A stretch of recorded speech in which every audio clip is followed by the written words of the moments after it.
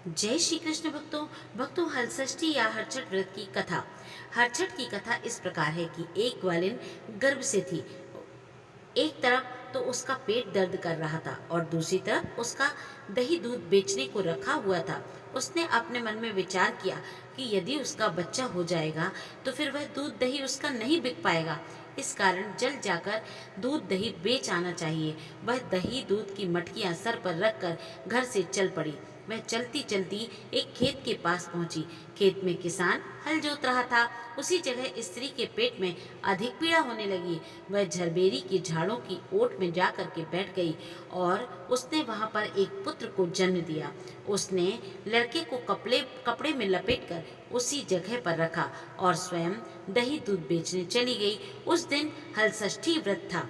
उसका दूध गाय भैंस का मिला हुआ दूध था, परंतु ग्वालिन ने अपना दही दूध बिक जाए इस कारण से सभी को भैंस का दूध बतला करके गांव में बेच दिया।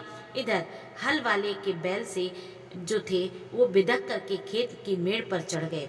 हल वाले को क्या मालूम था कि यहाँ पर बच्चा रखा हुआ है। दुर्भाग्यवश हल की नोक बच्चे के पेट में लग गई और उसका पेट फट गया और वह बच्चा मर गया।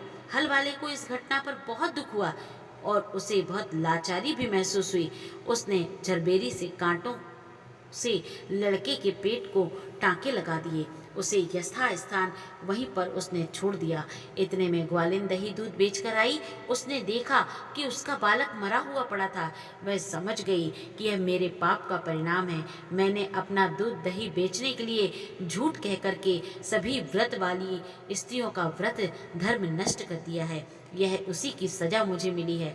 अब मुझे जाकर अपना पाप प्रकट कर देना चाहिए और सभी से सत्य कह देना चाहिए।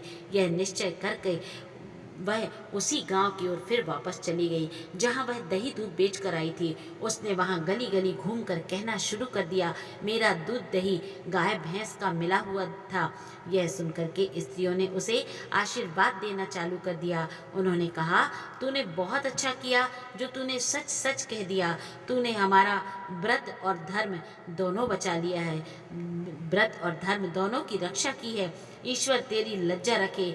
ईश्वर तुझे खूब तरक्की दे। तेरे बाल बच्चे बढ़े फले फूले। ऐसे अनेकों आशीर्वाद लेकर वह फिर वापस उसी खेत की ओर गई तो उसने देखा लड़का पलाश की छाया में पड़ा खेल रहा है। उसी समय से उसने प्रण किया कि वह अब पाप छिपाने के लिए झूठ कभी नहीं बोलेगी, क्योंकि पाप का परिणाम बुरा होता है। तो भक्तों, जिस प्रकार से उस ग्वालिन की हलषष्ठी माँ ने लाज रखी, उसका बच्चा पुनः जीवित हो गया। इसी प्रकार से सभी के बच्चे सुरक्षित रहें और स्वस्थ रहें, यही कामना है हलषष्ठी माता से। जय हलषष्ठी माँ। जय श्री कृष्ण भक्तों।